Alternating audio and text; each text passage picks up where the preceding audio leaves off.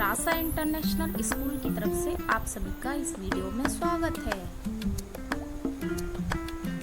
प्यारे बच्चों, आज हम हिंदी व्याकरण का अध्याय 7 जिसका नाम है वचन, वह पढ़ेंगे। यह पृष्ठ संख्या 34, 35 व 36 पर है। तो आइए शुरू करते हैं अध्याय 7 वचन। बच्चों, संज्ञा शब्द या तो एक होते हैं या एक से अधिक अर्थात अनेक। संज्ञा शब्द या तो एक होते हैं या एक से अधिक अर्थात अनेक होते हैं। नीचे दिए चित्रों व वाक्यों को ध्यानपूर्वक देखिए और समझिए। लड़का पढ़ रहा है, लड़के पढ़ रहे हैं। घोड़ा दौड़ रहा है, घोड़े दौड़ रहे हैं। बच्चा बैठा है, बच्चे बैठे हैं। उपयुक्त वाक्यों से पता चलता है कि समूह का के रंगीन संज्ञा शब्द एक प्राणी या एक वस्तु का बोध कराते हैं और समूह खा के रंगीन संज्ञा शब्दों से एक से अधिक का बोध हो रहा है। भाव यह है कि जिन संज्ञा शब्दों से संख्या का बोध होता है उन्हें वचन कहते हैं। वचन का अर्थ है संख्या। वचन का एक अर्थ जो है, सिंपल अर्थ जो हम समझते हैं, वह है संख्या। वचन का अर्थ क्या हो सकता है? संख्या मीन्स नंबर। कितने नंबर हैं? एक नंबर है या एक से अधिक है। संख्या में एक या अनेक का बोध करवाने वाले संज्ञा शब्द वचन कहलाते हैं। वचन क्या होता है? संख्या में एक या अनेक का बोध करवाने वाले संज्ञा शब्द वचन कहलाते हैं। संख्या जिससे नंबर का पता चलता है वह एक हो सकती है या एक से अधिक, जिसके द्वारा हमें पता चलता है वह वचन कहलाता है। वचन के भेद। हिंदी में वचन के निम्नलिखित 2 भेद होते हैं। हिंदी में वचन के कितने भेद होते हैं? 2 भेद होते हैं, एक वचन तथा बहुवचन। हिंदी में वचन के कितने भेद होते हैं? हिंदी में वचन के 2 भेद होते हैं, एक वचन और बहुवचन। तो आइए सबसे पहले पढ़ते हैं एक वचन। एक वचन जिन संज्ञा शब्द से एक वस्तु या प्राणी का बोध होता है उसे एक वचन कहते हैं। जैसे बेटा, रात, दवात, घोड़ा, पुस्तक आदि।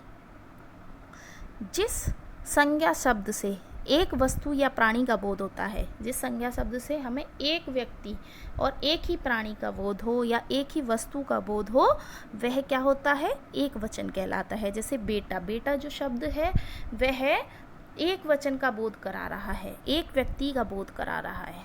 इसीलिए एक वचन किसे कहते हैं? जो संख्या में एक का बोध कराता है। बहुवचन जिन संज्ञा शब्दों से एक से अधिक वस्तुओं या प्राणियों का बोध होता है उन्हें बहुवचन कहते हैं। जैसे बेटे, रातें, दवातें, घोड़े, पुस्तकें आदि। बहुवचन क्या होता है? जिन संज्ञा शब्दों से एक से अधिक वस्तुओं या प्राणियों का बोध होता है। एक से अधिक वस्तु हैं, प्राणी हैं, उनका बोध होता है तो उसे हम क्या कहते हैं? बहुवचन। वचन की पहचान हम किस प्रकार करते हैं? संज्ञा या अथवा सर्वनाम से वचन की पहचान। संज्ञा तथा सर्वनाम शब्द से वचन की पहचान किस प्रकार करते हैं? गाय घास खा रही है, गायें घास खा रही हैं। मैं फल खा रहा हूँ, हम फल खा रहे हैं। वह विद्यालय जा रहा है, वे विद्यालय जा रहे हैं। इनमें हमें संज्ञा और सर्वनाम से हमने उसकी वचन की पहचान की। क्रिया शब्द से वचन की पहचान हम किस प्रकार करते हैं? क्रिया जो हो रही हो, कार्य हो रहा हो। मोर नाच रहा है, मोर नाच रहा है और मोर नाच रहे हैं। मोर नाच रहे हैं अर्थात वह रहे हैं, वह बहुवचन है। मोर नाच रहा है, वह एक वचन है। बालक सो रहा है, बालक सो रहे हैं। बालक एक वचन यहाँ दर्शा रहा है, लेकिन क्रिया क्या लग रही है उसके साथ, रहा है, तो इससे हमें पता चल रहा है कि यह एक वचन है। वहीं बालक भी एक वचन है और सो रहे हैं, तो यहाँ पे जो क्रिया प्रयोग की गई है वह बहुवचन में क्रिया प्रयोग की गई है, तो इससे हमें पता चल रहा है कि यह बहुवचन है। हाथी भाग रहा है, हाथी भाग रहे हैं, तो इससे क्या है, क्या पता चल रहा है हमें, रहे हैं मतलब बहुत सारे हाथी हैं। वचन तालिका। अकारांत शब्दों में ए लगाकर बहुवचन बनाते हैं।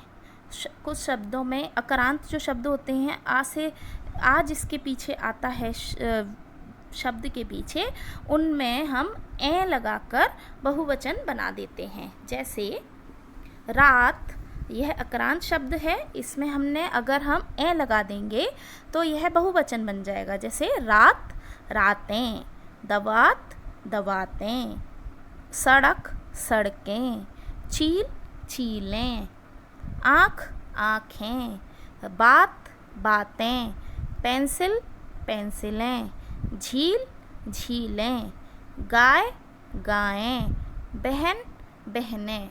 यह अकारांत शब्द थे और हमने इनके साथ क्या लगा दिया है, ए लगाकर बहुवचन बनाए हैं। आकारांत शब्दों में ए लगाकर बहुवचन बनाते हैं। जैसे हमने अभी पढ़ा था अकारांत शब्द, अब है ये आकारांत। आकारांत जिसमें आ का उच्चारण हो। आकारांत मतलब जो आ को, आ जो है आ उच्चारण अंत में आए, वह होते हैं आकारांत शब्द। उनके बाद हम क्या लगा देते हैं, ए लगाकर बहुवचन बनाते हैं।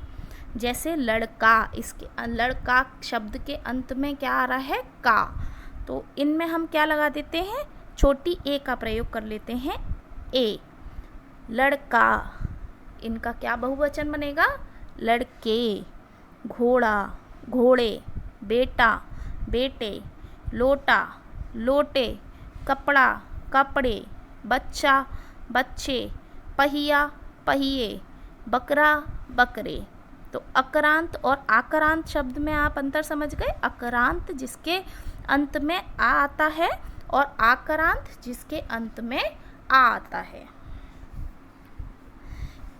इकारांत तथा ईकारांत शब्दों में इया लगाकर बहुवचन बनाते हैं। जिन शब्दों के पीछे छोटी ई या बड़ी ई वाले शब्द जो होते हैं, उनके पीछे हम क्या लगा देते हैं, इया लगाकर बहुवचन बनाते हैं। जैसे शक्ति, शक्तियाँ, रानी, रानियाँ, टोपी, टोपियाँ, लड़की, लड़कियाँ, मछली, मछलियाँ, थाली, थालियाँ, रोटी, रोटियाँ, नदी, नदियाँ। सखी, सखियाँ, सर्दी, सर्दियाँ, सहेली, सहेलियाँ, गर्मी, गर्मियाँ। आकारांत, उकारांत तथा उकारांत स्त्रीलिंग शब्दों में ए लगाकर बहुवचन बनाते हैं। आकारांत अगर आ का अंत हो, आ से अंत होता है, ऊ से अगर अंत हो या ऊ से अंत होता है, तो स्त्रीलिंग जो शब्द होते हैं उनमें हम क्या लगा देते हैं, ए लगाकर बहुवचन बनाते हैं जो स्त्रीलिंग शब्द होते हैं। जैसे शाला, शालाएं, कथा, कथाएं, वस्तु, वस्तुएं, ऋतु, ऋतुएं, माला, मालाएं, माता, माताएं, बहू, बहुएं, बधू, बधुएं। ये सभी जो शब्द हैं यह स्त्रीलिंग है, इसीलिए हमने इनके पीछे क्या लगाया है, ए लगाकर शब्द बहुवचन बनाया है। अंत में इया वाले स्त्रीलिंग शब्दों पर केवल चंद्र बिंदु लगाकर ही बहुवचन बनाते हैं। अंत में जिनके इया आता है, जो स्त्रीलिंग शब्द होते हैं, केवल जो स्त्रीलिंग शब्द होते हैं जिनमें इया आता है अंत में, उनमें हम चंद्र बिंदु लगाकर बहुवचन बना देते हैं। जैसे चिड़िया, तो हम इनमें क्या लगा देंगे, सिर्फ चंद्र बिंदु लगा देंगे। जैसे चिड़िया, चिड़ियाँ, डिविया, डिवियाँ, बुढ़िया, बुढ़ियाँ, चूहिया, चूहियाँ, गुड़िया, गुड़ियाँ, पुड़िया, पुड़ियाँ, कुछ शब्दों के रूप एक वचन और बहुवचन दोनों में समान होते हैं। कुछ शब्दों के जो रूप होते हैं वे एक वचन में और बहुवचन में एक समान ही रहते हैं, वह बदलाव नहीं होता उनमें।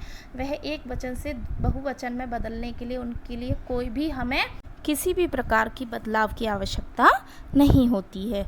वैसे कुछ शब्द हैं क्षमा, जल, कल, प्रेम, वारी, गिरी, पानी, क्रोध आदि। यह ऐसे शब्द हैं इनमें हमें एक वचन और बहुवचन में यह एक समान ही रहते हैं। इन्हें भी जानिए, एक बार पढ़ लेते हैं। एक वचन के स्थान पर बहुवचन का प्रयोग।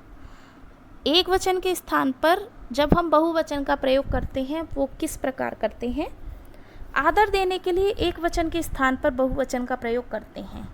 जब हम किसी को सम्मान देते हैं, आदर देते हैं, तो उस स्थान पर हमें एक वचन का प्रयोग ना करके बहुवचन का प्रयोग कर लेते हैं। जैसे पिताजी दिल्ली गए हैं, आप क्या कर रहे हैं? यहाँ पे हमने बहुवचन का प्रयोग किया है। उपरोक्त दोनों वाक्यों में पिताजी तथा आप संख्या में एक हैं, परंतु आदर स्वरूप इनके साथ क्रिया रूप में बहुवचन का प्रयोग किया गया है। उनको आदर देने के लिए, सम्मान देने के लिए पिताजी जो शब्द है या आप शब्द है वह संख्या में एक है, लेकिन हमने उन्हें आदर देने के लिए उनके क्रिया रूप में, उस वाक्य के क्रिया रूप में हमने बहुवचन का प्रयोग किया गया है। कुछ शब्द ऐसे होते हैं जिनका प्रयोग प्राय बहुवचन में ही किया जाता है। कुछ शब्द ऐसे होते हैं जिनका हमेशा प्रयोग बहुवचन रूप में किया जाता है, जैसे आंसू, बाल, प्राण, हस्ताक्षर, लोग, दर्शन आदि। यह शब्द ऐसे हैं जिनका हमेशा प्रयोग, प्राय प्रयोग बहुवचन में ही किया जाता है। जैसे मेरे बाल लंबे हैं, उसकी आंखों में आंसू बह रहे हैं, उसकी आंखों से आंसू बह रहे हैं। यह सभी हमने इसमें क्या किया है? बहुवचन का ही प्रयोग किया है। आइए एक बार दोहरा लेते हैं। शब्द के जिस रूप से उसके एक या अनेक होने का पता चले उसे वचन कहते हैं। वचन किसे कहते हैं? शब्द के जिस रूप से उसके एक या अनेक होने का पता चले उसे वचन कहते हैं। शब्द के जिस रूप से उसके एक होने का पता चलता है उसे एक वचन कहते हैं। शब्द के जिस रूप से एक होने का पता चलता है उसे क्या कहते हैं? एक वचन कहते हैं। और शब्द के जिस रूप से उसके एक से अधिक होने का पता चले उसे बहुवचन कहते हैं। आदर देने के लिए एक वचन के स्थान पर बहुवचन का प्रयोग किया जाता है। जब हम किसी को सम्मान देते हैं, आदर देते हैं, तो उस जगह पर, उस स्थान पर एक वचन के स्थान पर बहुवचन का प्रयोग किया जाता है। आंसू, बाल, हस्ताक्षर, दर्शन, लोग आदि शब्दों का प्रयोग प्राय बहुवचन में ही किया जाता है। तो आज हमने क्या पढ़ा? आज हमने अध्याय 7 वचन पढ़ा। तो अब हम नेक्स्ट वीडियो में नेक्स्ट टॉपिक कवर करेंगे। तब तक आप इसका अभ्यास कीजिए। धन्यवाद।